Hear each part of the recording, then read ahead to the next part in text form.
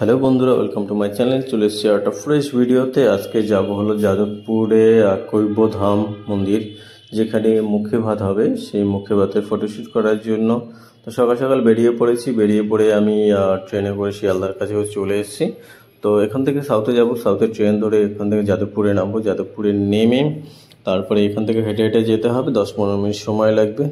তো এখান থেকে হেঁটে হেঁটে যাচ্ছিলাম আর ভাবছিলাম যে কত দূর দেখতে দেখতে মন্দিরের কাছেও চলে এসেছি। এই যে মন্দির মানে এবারে মন্দিরের সামনে গেট রয়েছে, গেটে এখান থেকে ঢুকবো।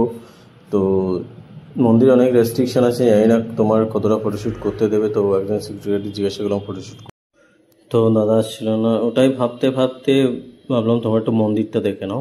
মন্দিরটা দেখো, এত নিট অ্যান্ড ক্লিন চারদিকটা, যেন মানে সত্যি খুব ভালো লাগে। এই দেখো, আর একটা দাদা শ্যুট করছে তার সাথে সাথে। দেখো, এটাই বলছিলাম যে এত সুন্দর লোকেশন, কতটা ভালো ফটো তুলতে পারবো আমি জানি না, যেহেতু আমি একা রয়েছি। তো প্লিজ আমি ভিডিও শেষে ফটোগুলো দিয়ে দেবো, তোমরা অবশ্যই স্কিপ করো না, পুরো ভিডিওটা দেখো। লাইক কমেন্ট সাবস্ক্রাইব করে পাশে থেকো। আর দেখো মন্দিরটা এত সুন্দর।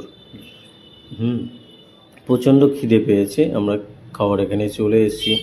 এরকম আমি ঘুরিয়ে ঘুরিয়ে ভিডিও করছিলাম, কারণ আমরা বসেছি সবার লাস্ট ব্যাচে। আর এটা বসে ভাবছিলাম যে আমাদের কখন খাবার দেবে দিকে তাকাচ্ছিলাম। কিন্তু তার মধ্যে হঠাৎ করে খাবার দিয়ে গেল, আর খেয়েও নিয়েছি হাফ। তার মধ্যে ভাবলাম ভিডিও তো করা হয়নি, আবার খাবার দিয়ে গেছে। তো এখানে খাওয়া শেষ করে আমাকেও তাড়াতাড়ি করে বেরোতে হবে। তো খাওয়া শেষ, দাদা পার্সেল নিয়ে যাচ্ছে আর আমি এখানে একটু ভিডিও করে নিচ্ছি। দেখো, আমি ভিডিওর শেষে আমি ফটোগুলো দিয়ে দেবো। কেমন হয়েছে কমেন্ট করে তোমরা অবশ্যই জানাবে। তো সাবস্ক্রাইব করে পাশে থেকো। টাটা, বাই বাই, দেখাবে এবার অন্য কোনো ভিডিওতে। সবাই ভালো থাকবে।